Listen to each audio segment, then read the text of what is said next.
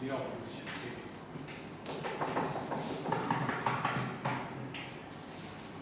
Ladies and gentlemen, so the proposition came up and said a very idealistic view that we have to change the women, we have to help these women in order to get them the help where we're living. We completely accept that these women are living in very derogatory conditions and that they do need the help. But we see that it is not feasible and it's not right to tie all foreign aids to the development of women's rights, ladies and gentlemen, because we see that is not right to do that, because we see that there are other basic needs these people in third world countries need, that other basic needs that take precedence over women's rights, ladies and gentlemen. Now he mentioned that these women have no access to education and are vulnerable to abuse, and we see that this kind of women's rights problem only exists in third world countries, ladies and gentlemen, where the literacy level is low, ladies and gentlemen. But we see that the country is not developed, ladies and gentlemen. We see that these problems gradually will actually solve themselves. Like he did mention that in America, women did get to vote in the 20th century, 200 years later, ladies and gentlemen. We see that it's a gradual process, ladies and gentlemen. It will happen when the country develops, ladies and gentlemen, when there is economic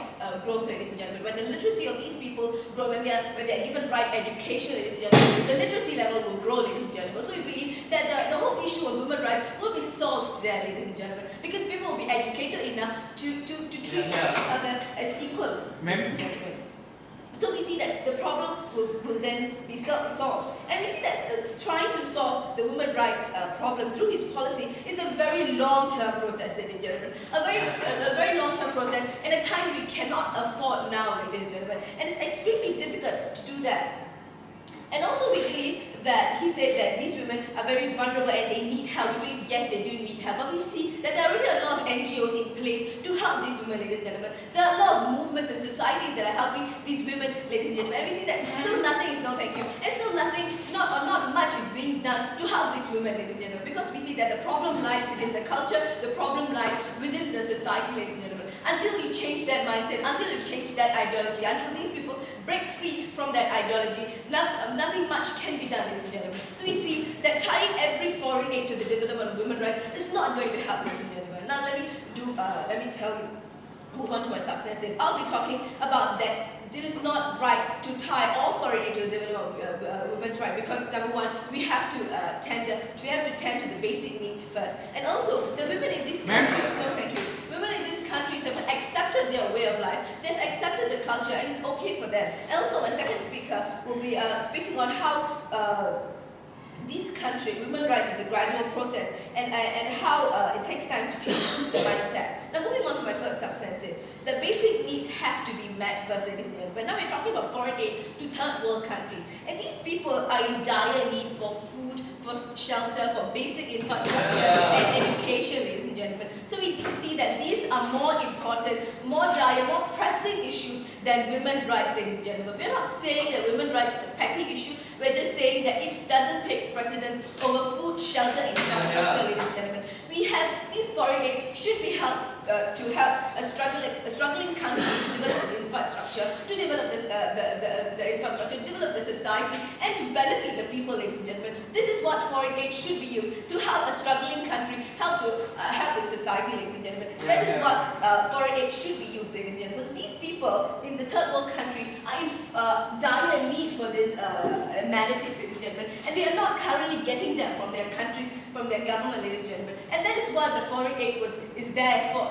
That is why the foreign aid is there, ladies and gentlemen, not to firstly help them get access to food, shelter, infrastructure, to develop their lives, ladies and gentlemen, because they have been living in very bad conditions, ladies and gentlemen. So that's why we have to channel foreign aid into that area first, and after that we can channel foreign aid to the development of women's rights, ladies and gentlemen. Yes, sir.